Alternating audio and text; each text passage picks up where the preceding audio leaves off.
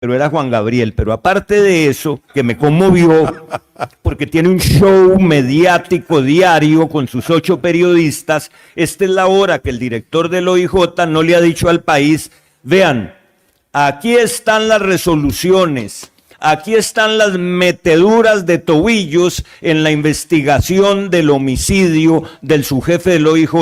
Por eso el juez liberó al tal gatillero y por eso el juez no pudo sostener con medidas cautelares a los 4. Ya lleva una semana el señor director del OIJ con sus otros periodistas sin rendir cuenta. Gravísimo, señor presidente.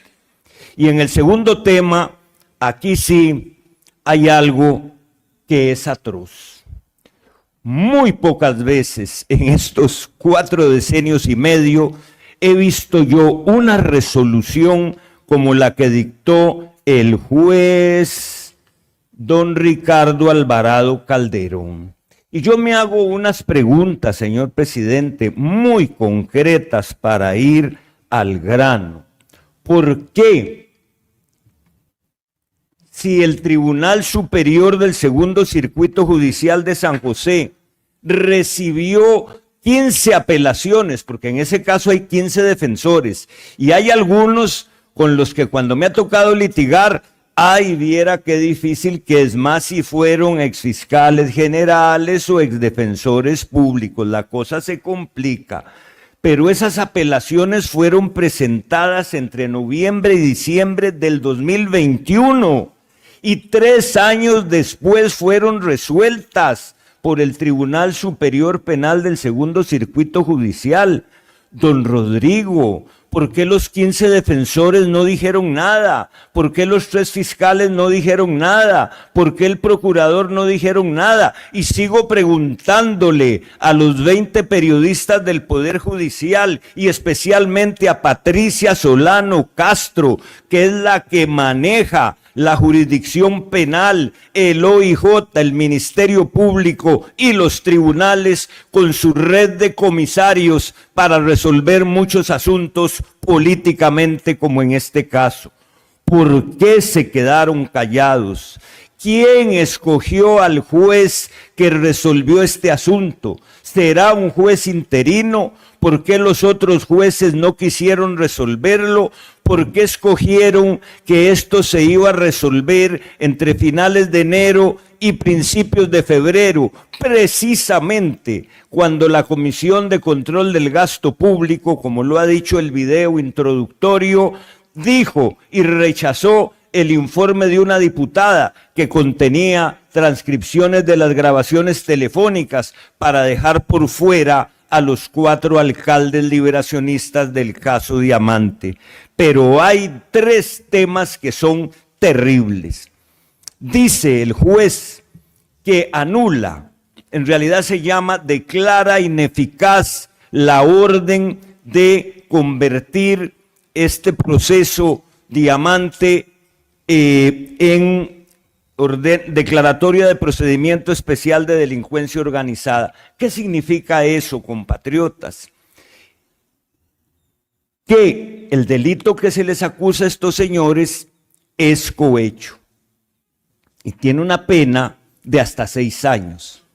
Cuando se convierte a crimen organizado, la prescripción se aumenta a 10. Entonces, por supuesto que hay jueces, juezas, fiscales y fiscalas, la gran mayoría, señor presidente del Poder Judicial, aterrorizados por el régimen político terrorista de Patricia Solano Castro, donde ella escoge los magistrados suplentes, donde ella escoge cómo se van a nombrar los jueces en los diferentes tribunales, donde ella decide quién puede ascender en la jurisdicción penal, porque, señor presidente, lo más triste y más grave del poder judicial, es el miedo que hay en las funcionarias y en los funcionarios. Es el miedo a perder el puesto, es el miedo como le hicieron a la policía Gabriela, que cuando la pasaron a homicidios por reclamar unas horas extras, le iban a decir que o mejor se iba o la mandaban fuera de la ciudad.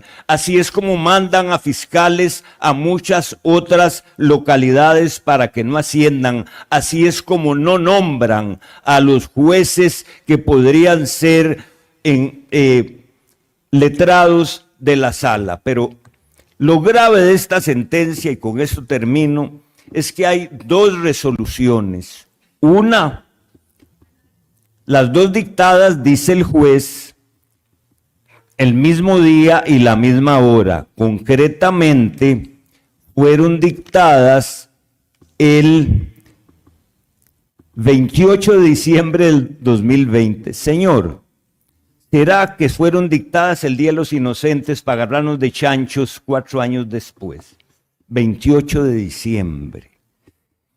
Pero hasta el año siguiente, cuando capturan a todos los del caso Diamante, los defensores se dan cuenta que habían dos resoluciones. Pero aquí hay un truco muy peligroso y yo no sé quién lo montó y si era todo calculado como una bomba de relojero. Vea que la jueza dicta una resolución ese día, 28 de diciembre del 2020, que va de los folios 191 a 200 del expediente.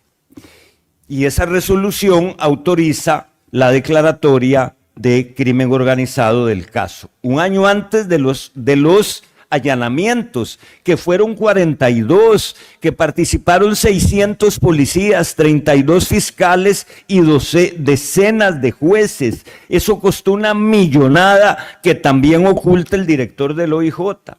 Y vea lo que hace el juez de la apelación. Dice, bueno, pero también en las páginas 239 a 248, 46, hay otra resolución, 2 páginas más pequeñas, que tiene un pedazo de aborto, tiene un pedazo de un caso de aborto que no tiene nada que ver con esto.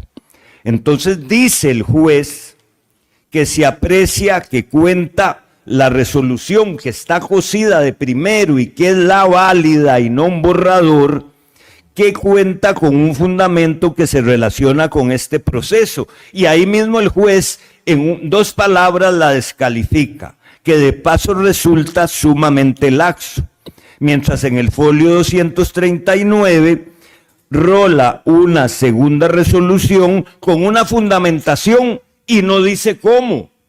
Y con esas 3 líneas, él dice, se anula la declaratoria, ergo, vaya al tribunal, al juzgado de origen, para que haga lo que proceda, anular prueba, anular llamadas, etcétera, etcétera, etcétera. Y la solución para decenas de jueces y fiscales, que sé que así piensan y muchos de ellos han hablado conmigo, era decir, se corrige el error material, se borra la segunda resolución que era un borrador, fue un descuido tecnológico y el asunto sigue firme. Don Rodrigo, en el año 88, 1988, la primera comisión de narcotráfico en la Asamblea Legislativa me contrató para que investigara un caso donde un magistrado había